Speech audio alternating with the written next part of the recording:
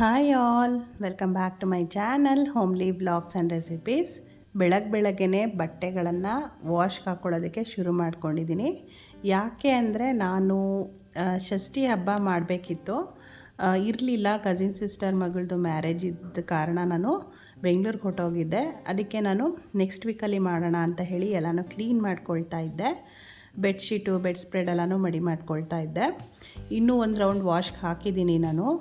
ಇನ್ನೂ ಬೆಡ್ಶೀಟ್ಗಳೆಲ್ಲ ಕ್ಲೀನ್ ಆದಂಗೂ ಆಗುತ್ತೆ, ಡಸ್ಟ್ ಆಗಿರುತ್ತೆ ಅಂತ ಹೇಳಿ ವಾಶ್ಗೆ ಹಾಕಿದ್ದೀನಿ.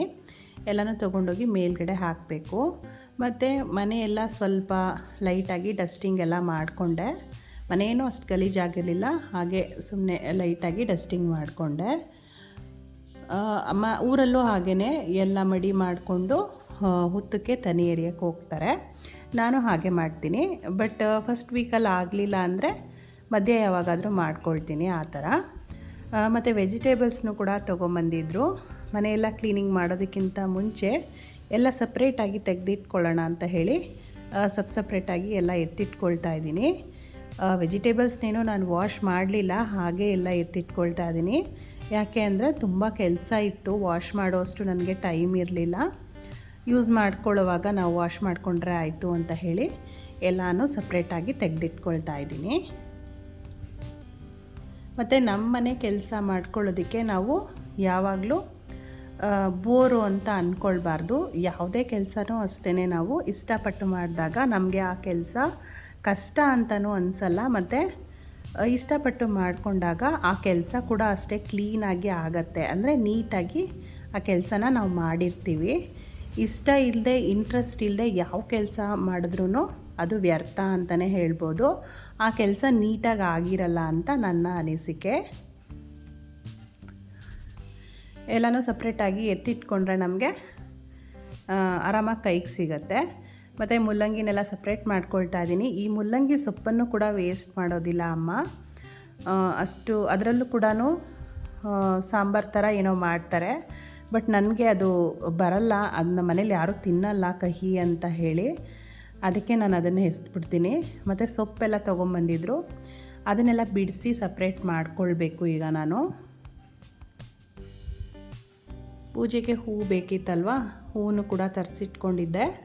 ಅದನ್ನು ಈ ಥರ ಒಂದು ಪ್ಲಾಸ್ಟಿಕ್ ಕವರಲ್ಲಿ ಹಾಕಿ ಒಂದು ಬಾಕ್ಸಲ್ಲಿ ಈ ಥರ ಸ್ಟೋರ್ ಮಾಡೋದ್ರಿಂದ ಹೂವು ನಿಮಗೆ ಒಂದು 15 ಡೇಸ್ ಗಂಟ ಆದರೂ ಫ್ರೆಶ್ ಆಗಿರುತ್ತೆ ಅಂತ ಹೇಳ್ಬೋದು. ಮತ್ತು ಮನೆಯೆಲ್ಲ ಕ್ಲೀನ್ ಮಾಡ್ಕೊಂಡಿದ್ದೀನಿ ನಾನು. ಈ ಥರ ಎಲ್ಲ ಕ್ಲೀನ್ ಮಾಡಿಕೊಂಡ್ರೆ ನನಗೆ ಬೆಳಗ್ಗೆ ಪೂಜೆ ಮಾಡೋದಕ್ಕೆ ಈಸಿ ಆಗುತ್ತೆ. ಮತ್ತು ಮಕ್ಕಳು ಏನಾದರೂ ಖಂಡಿತವಾಗ್ಲೂ ಚೆಲ್ಲಿ ಇರ್ತಾರೆ. ಅದಕ್ಕೆ ಇನ್ನೊಂದು ಸರಿ ನಾನು ಹಾಲು, ಅಡುಗೆ ಮನೆ, ದೇವ್ರ ಮನೆಯೆಲ್ಲ ಇನ್ನೊಂದು ಸರಿ ಕ್ಲೀನ್ ಮಾಡ್ಕೊಂಡ್ಬಿಡ್ತೀನಿ. ನೋಡಿ, ಪೂಜೆ ಸಾಮಾನೆಲ್ಲ ಕ್ಲೀನ್ ಮಾಡಿದ್ದಾಯಿತು. ಮತ್ತು ಪೂಜೆ ರೂಮ್ ಕೂಡ ಕ್ಲೀನ್ ಮಾಡಿ ರೆಡಿ ಮಾಡಿ ಇಟ್ಕೊಂಡಿದ್ದೀನಿ. ಈಗ ನಾನು ಕಿಚಡಿ ರೆಸಿಪಿನ ಶೇರ್ ಮಾಡ್ತಾಯಿದ್ದೀನಿ. ಕಿಚಡಿ ಮಾಡೋದಕ್ಕೆ ನಾವಿಲ್ಲಿ ಸ್ವಲ್ಪ ಕಾಯಿ, ಕೊತ್ತಂಬರಿ ಸೊಪ್ಪು, ಬೆಳ್ಳುಳ್ಳಿ ಮತ್ತು ಒಣಮೆಣಸಿನ್ಕಾಯಿ ಇಷ್ಟನ್ನು ಹಾಕಿ ಸ್ವಲ್ಪ ನೀರನ್ನು ಹಾಕಿ ತರಿಯಾಗಿ ಪೇಸ್ಟ್ ಮಾಡ್ಕೊಳ್ಬೇಕಾಗತ್ತೆ. ಈ ಕಿಚಡಿ ರೆಸಿಪಿನ ಷಷ್ಠಿ ಹಬ್ಬದಲ್ಲಿ ಮಾಡ್ತಾರೆ ಹಳ್ಳಿಗಳ ಕಡೆ, ತುಂಬ ಚೆನ್ನಾಗಿರುತ್ತೆ ಆ ರೆಸಿಪಿ. ಈಗ ಅವರೆಕಾಯಿ ಸೀಸನ್ ಕೂಡ ಆಗಿರೋದ್ರಿಂದ ಅವರೆಕಾಯಿ ಹಾಕಿ ಮಾಡಿದ್ರೆ ತುಂಬ ಟೇಸ್ಟಿಯಾಗಿರುತ್ತೆ. ಅವರೆಕಾಯಿ ಇಲ್ಲ ಅಂದರೆ ನೀವು ಬಟಾಣಿನ ಆ್ಯಡ್ ಮಾಡ್ಕೊಳ್ಬೋದು, ಹಸಿ ಬಟಾಣಿನ. ತುಂಬ ಟೇಸ್ಟಿಯಾಗಿರುತ್ತೆ. ಖಂಡಿತವಾಗ್ಲೂ ನೀವೆಲ್ಲ ಟ್ರೈ ಮಾಡಿ. ಅವರೆಕಾಳನ್ನು ಉಪಯೋಗಿಸ್ಕೊಂಡು ಕಿಚಡಿ ರೆಸಿಪಿನ ಶೇರ್ ಮಾಡ್ತಾಯಿದ್ದೀನಿ. ಇಲ್ಲಿ ನಾನು ಒಂದು ಕುಕ್ಕರಲ್ಲಿ 2-3 ಟೇಬಲ್ ಸ್ಪೂನಷ್ಟು ಆಯಿಲ್ನ ಆ್ಯಡ್ ಮಾಡ್ಕೊಂಡಿದ್ದೀನಿ. ಮತ್ತು 1.5 ಟೇಬಲ್ ಸ್ಪೂನಷ್ಟು ನಾನಿಲ್ಲಿ ತುಪ್ಪನ ಆ್ಯಡ್ ಮಾಡ್ಕೊಂಡಿದ್ದೀನಿ.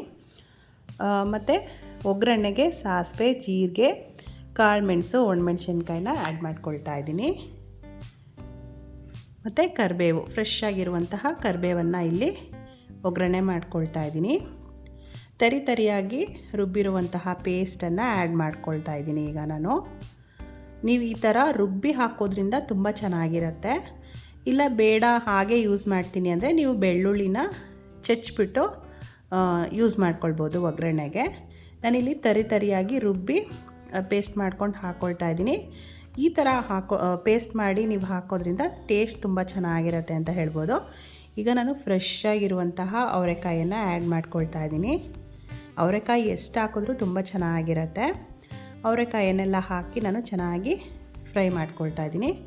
ಬೇಕಿದ್ದರೆ ನೀವು 2 ಟೊಮ್ಯಾಟೊ ಕೂಡ ಯೂಸ್ ಮಾಡ್ಕೊಳ್ಬೋದು, ಇಲ್ಲಾಂದರೆ ಸ್ಕಿಪ್ ಮಾಡ್ಕೊಳ್ಬೋದು. ಇಲ್ಲಿ ನಾನು 1 ಟೊಮ್ಯಾಟೊನ ಆ್ಯಡ್ ಮಾಡ್ಕೊಳ್ತಾ ಇದ್ದೀನಿ.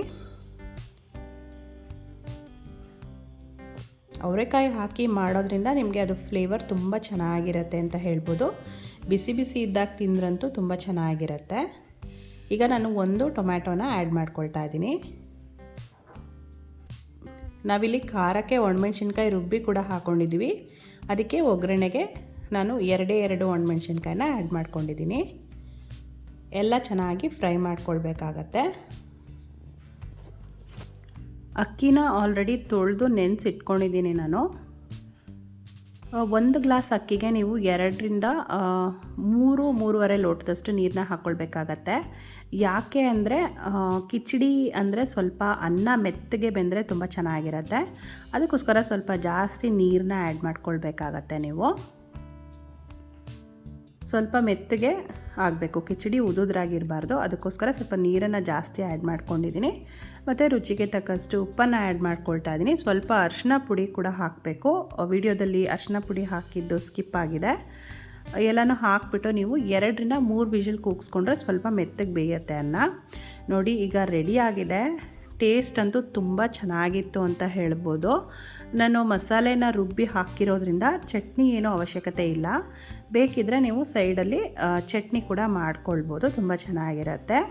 ತುಂಬ ಟೇಸ್ಟಿಯಾಗಿತ್ತು ಕಿಚಡಿ. ನೀವು ಕೂಡ ಟ್ರೈ ಮಾಡಿ.